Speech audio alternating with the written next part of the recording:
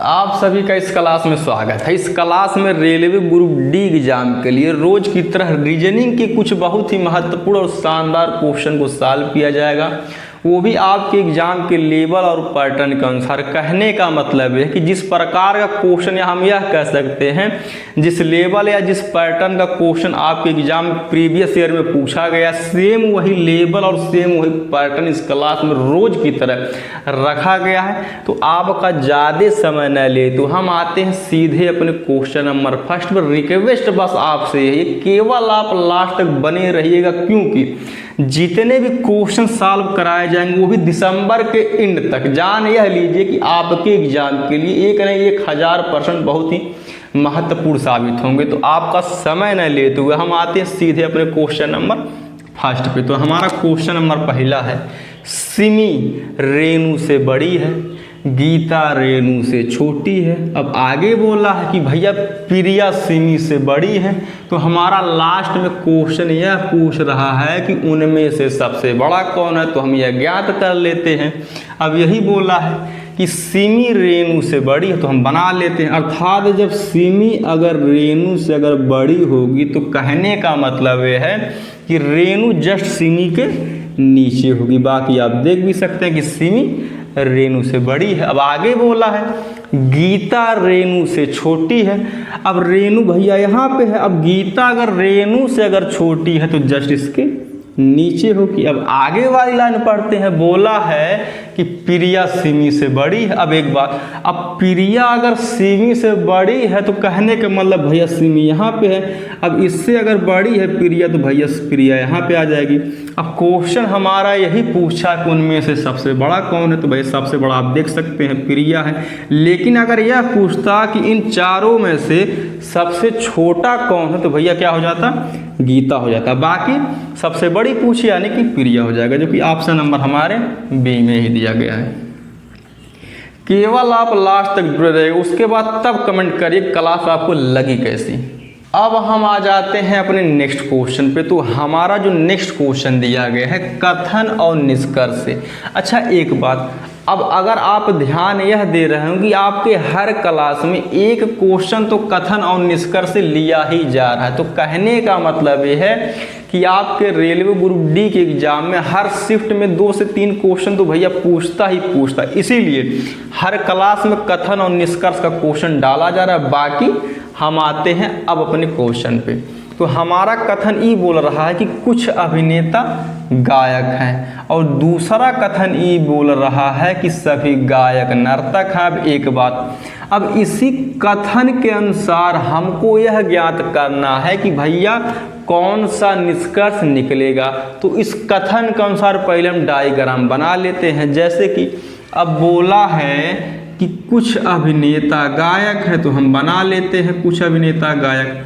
अब एक बात, कुछ अभिनेता गायक हैं। अब ये जो अभिनेता वाला आप पार्ट देख रहे हैं भैया गायक के भी अंदर आ गया, ठीक। अब उसी प्रकार से बोला है कि सभी गायक नर्तक है। अब गायक यहाँ पर है, लेकिन जब सभी गायक अगर नर्तक हैं तो भैया हम बना लेते हैं सभी गायक नर्तक। लेकिन आप ध्यान से देखेंगे अगर सभी गायक अगर नर्तक है तो भैया अभिनेता वाला कुछ पार्ट भी नर्तक के अंतर्गत आ गया। बाकी अब हम आते हैं निष्कर्ष पे। लेकिन निष्कर्ष पे आने से भी पहले हम समझ यह लेते हैं कि जब हम अंदर से जब बाहर की तरफ जाएंगे तो जो हमारा जो निष्कर्ष सही होगा वह सभी वाला। लेकिन जब हम बाहर से जब अंदर की तरफ जब हम इंटर करेंगे तो जो हमारा निष्कर्ष निकलेगा वह कुछ वाला। अब हम आते हैं निष्कर्ष पे, ठीक। अब यही बोला है कि कुछ अभिनेता नर्तक है। अब एक बात, अभिनेता यहाँ पे है, नर्तक यहाँ पे है। अब आप खुद देख सकते हैं कि जो भैया ये अभिनेता वाला जो भैया पार्टवा है ये नर्तक के अंतर्गत भी आ रहा है, यानी कि पहला निष्कर्ष इसके अनुसार हमारा सही हो जाएगा। अब कोई गायक अभिनेता नहीं है तो भैया एक नहीं 1000% सही नहीं होगा। अब सही क्यों नहीं होगा, क्योंकि जब हमारा कथन अगर पॉजिटिव या सकारात्मक में अगर दिया रहता है तो जो हमारा निष्कर्ष भैया निगेटिव हो ही नहीं सकता। अर्थात कहने का मतलब ये है इस कथन के अनुसार हमारा पहला निष्कर्ष केवल सही हो जाएगा। केवल आप लास्ट तक बने रहे, केवल लास्ट तक। अब हम आ जाते हैं अपने नेक्स्ट क्वेश्चन पे। बस आप यही जान लीजिए कि हमको बात 1% मात्र क्वेश्चन पे ध्यान देना। तो हम सीधे अब आ जाते हैं अपने क्वेश्चन पे। अब इस क्वेश्चन को हम देख सकते हैं, ये लिया गया है भैया ब्लड रिलेशन या रक्त संबंध से। तो इस क्वेश्चन को पढ़ने से पहले या सॉल्व करने से पहले हम यह जान लेते हैं, अगर कोई मेल या अगर कोई पुरुष होगा तो उसको हम डिनोट करेंगे प्लस से, लेकिन अगर कोई महिला या फीमेल होगी तो इसको हम डिनोट करेंगे भैया माइनस से। अब हम क्वेश्चन को पढ़ते हैं और करते हैं सॉल्व। अब यही बोला है कि सुरेश एक आदमी का परिचय इस प्रकार देता है कि वह मेरे दादाजी के इकलौते पुत्र का पुत्र है। तो सुरेश उस आदमी से किस प्रकार संबंधित है, बना लेते हैं डायग्राम। अब यही बोला है कि भैया जो सुरेश हैं एक आदमी का परिचय देते हैं। अब एक बात, अभी जब सुरेश अर्थात कहने का मतलब ये मेल है यानी कि पुरुष हैं, तो इनको हम डिनोट करेंगे प्लस से।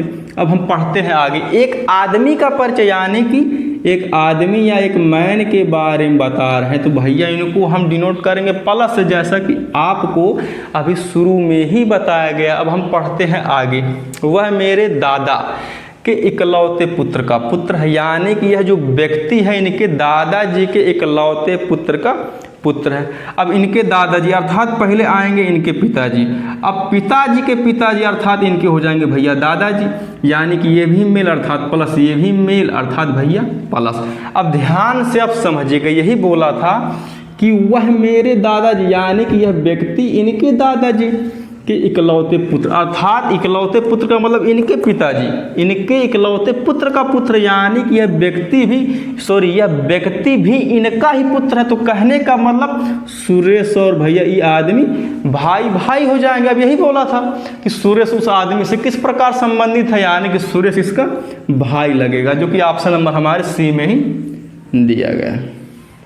अब हम आ जाते हैं अपने नेक्स्ट क्वेश्चन पे। तो जो हमारा नेक्स्ट क्वेश्चन दिया गया है उसे चुनिए जो अन्य से भिन्न है। अब एक बात, जैसे कि यहाँ पे कुल 1 2 3 4 5, यहाँ पे कुल 5 संख्याएं लिखी गई हैं।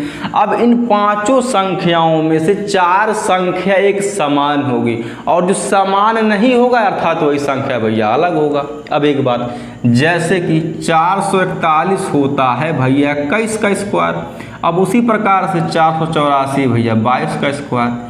अब उसी प्रकार से 529 होता है 23 का स्क्वायर। अब हम पकड़ लेते हैं 625 को। अब 625 होता है 25 का स्क्वायर। लेकिन 566 एक ऐसी संख्या है इन पांचों संख्याओं में से जो किसी का स्क्वायर नहीं है। तो कहने का मतलब यही है इन पांचों संख्याओं में से अर्थात 566 अलग या भिन्न हो जाएगा, जो कि ऑप्शन नंबर हमारे दिया गया है डी में। अब हम आ जाते हैं अपने नेक्स्ट क्वेश्चन पे। तो हमारा नेक्स्ट क्वेश्चन दिया गया है इनमें से अलग कौन है। कहने का मतलब यह है कि इन चारों विकल्पों में से हमको यह ज्ञात करना है कि भैया अलग कौन होगा, अर्थात 3 ऑप्शन ऐसे होंगे जो एक समान होंगे। तो हम आ जाते हैं, जैसे कि लिखा गया है भैया K, L, G और O।